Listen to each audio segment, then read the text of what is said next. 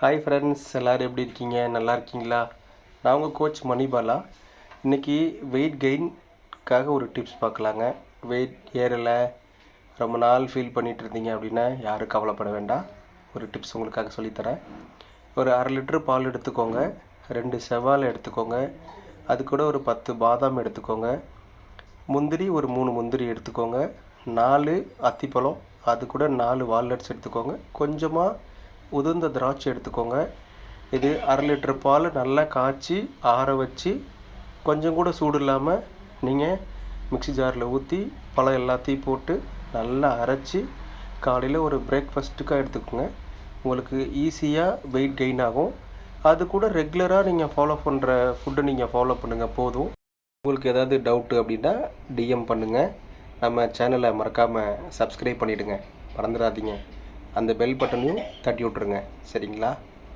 Miss பண்ணிடாதீங்க.